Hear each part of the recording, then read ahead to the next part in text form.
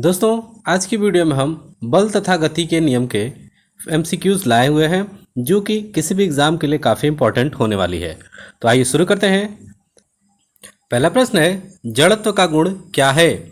तो इसका उत्तर हो जाता है ऑप्शन नंबर बी, यह प्रत्येक वस्तु में होता है। जब किसी वस्तु की गति त्वरित होती है तो इसका उत्तर हो जाता है ऑप्शन नंबर डी, उस पर हमेशा कोई बल कार्य करता है। यदि गति करने के लिए स्वतंत्र 1 किलोग्राम द्रव्यमान की किसी वस्तु पर 1 न्यूटन बल लगाया जाए तो वह, इसका उत्तर हो जाता है ऑप्शन डी, 1 मीटर प्रति सेकंड स्क्वायर के त्वरण से गतिशील होगी। दोस्तों, यदि किसी प्रश्न का उत्तर आपको पहले से ही आ रहा हो तो उसका उत्तर जरूर कमेंट करें। तो बढ़ते हैं अगले प्रश्न पे। जब किसी वस्तु पर कोई बाह्य बल लगता है तब वह बल की दिशा में त्वरित हो जाती है। इस प्रकार उत्पन्न त्वरण वस्तु पर लगे बल के समानुपाती होता है। तो इसका उत्तर हो जाएगा ए सही। न्यूटन किसका मात्रक है? न्यूटन किसका मात्रक है? तो इसका उत्तर हो जाएगा ऑप्शन नंबर ए, बल का। न्यूटन बल का मात्रक होता है। 1 न्यूटन किसके बराबर होता है? तो इसका जवाब हो जाता है option number A, 1 kilogram metre प्रति सेकंड स्क्वायर के बराबर होता है। यदि दो वस्तु ए और बी के द्रव्यमान क्रमशः 6 किलोग्राम तथा 34 किलोग्राम हो तो इसका सही उत्तर हो जाएगा बी का जड़त्व ए के जड़त्व से अधिक होगा, यानी कि ऑप्शन नंबर बी सही हो जाएगा। किसी असंतुलित बल द्वारा किसी पिंड में उत्पन्न त्वरण क्या करता है? तो इसका उत्तर हो जाता है बल के अनुक्रमानुपाती होगा, यानी कि ऑप्शन नंबर बी सही हो जाएगा। जब वस्तु की गति में त्वरण रहता है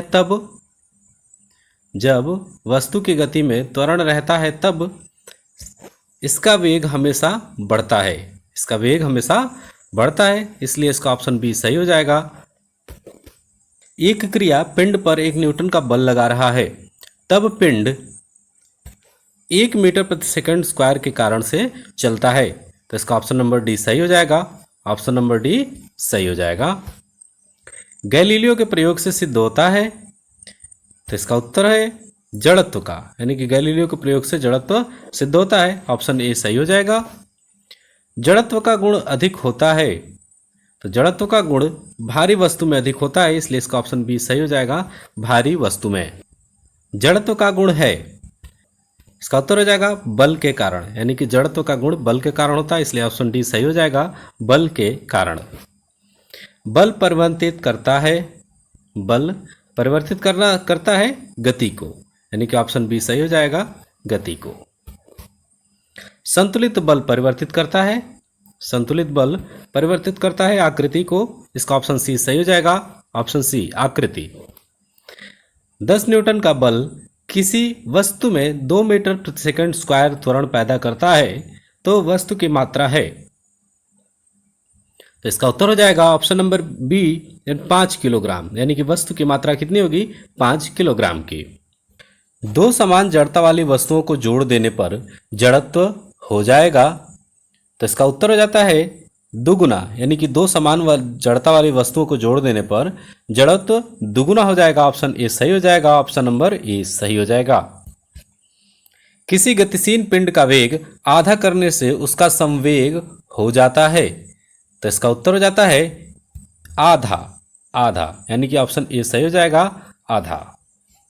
न्यूटन के गति के तीसरे नियम के अनुसार क्रिया तथा प्रतिक्रिया से संबद्ध बल हमेशा भिन्न भिन्न वस्तुओं पर ही लगे होने चाहिए। इसका ऑप्शन हो जाएगा सी सही, हमेशा भिन्न भिन्न वस्तुओं पर ही लगे होने चाहिए। द्रव्यमान नीचे के संबंध से प्राप्त होता है।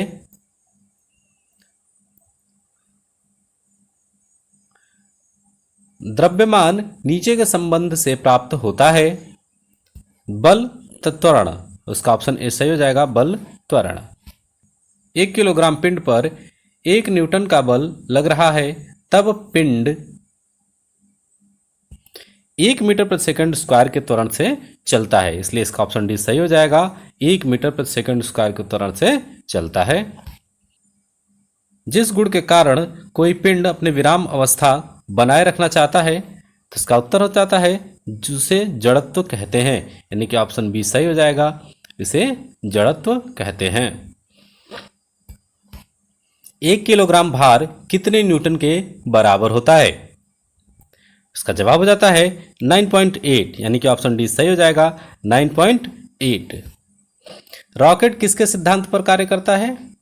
इसका जवाब है संवेग के संरक्षण। रॉकेट संवेग के संरक्षण के सिद्धांत पर कार्य करता है, इसलिए इसका ऑप्शन सी सही हो जाएगा।